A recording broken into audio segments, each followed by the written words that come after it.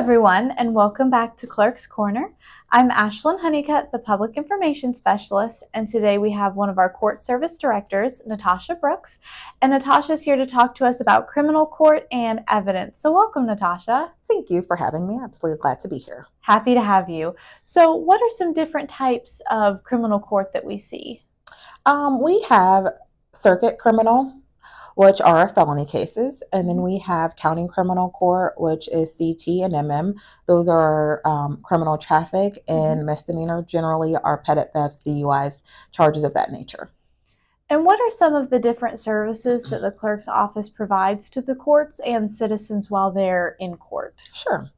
Some of those roles and duties include calling cases, documenting the order of the court, ensuring the appropriate forms are completed, such as fingerprints and judgments, administering oaths, reading case information, reading the verdict, taking in evidence, and overall, we are there to support the court any way that we can, whether that is looking up case information or answering questions from the judge by looking up the case information in our case management system. And what governs the clerk's role in supporting the court system in this way? Sure. The majority of our support stems from Florida statutes, best practices, and rules of procedure. With that being said, we have such a great working relationship with our judicial staff, so that makes our role to support them very, very much easier. So there is a county division of court and there's a circuit division. Yes. Can you hear criminal cases in both of these court types? So, yes, in a sense, because we have criminal cases that are heard in county criminal, and then we have circuit criminal. Our county criminal cases are our misdemeanor and criminal traffic cases.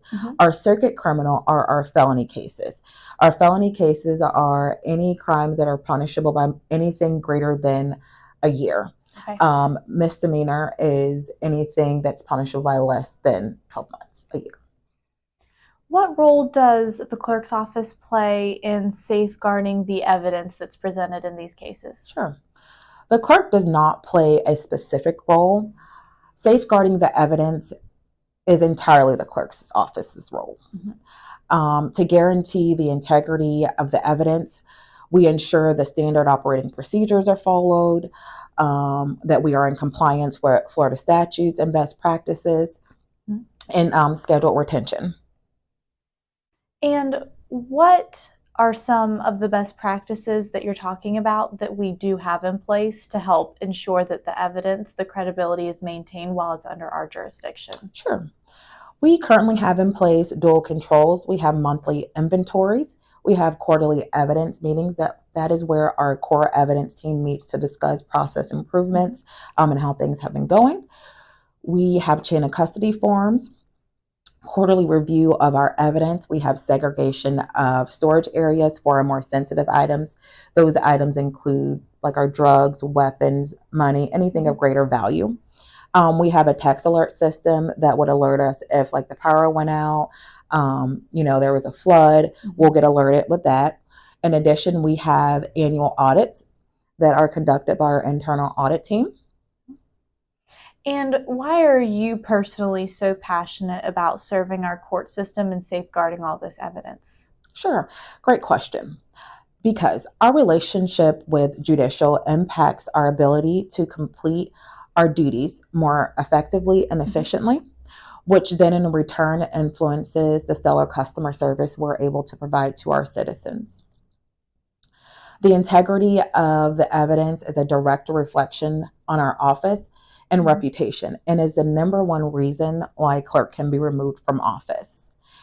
Evidence ultimately impacts someone's life, no matter what form it is presented in. It is our duty, and we ensure that we treat it with the utmost care and importance. I completely agree, Natasha. So if any of our viewers have a question about criminal court or evidence, what's the best way for them to get in contact with us? Sure. Feel free to add a comment in the comment box below, or you can also contact us at the number below on the screen. Perfect. Well, thank you again so much for joining us, Natasha. Absolutely, and thank you for having me. Yes, and we will see you all next week for our next episode.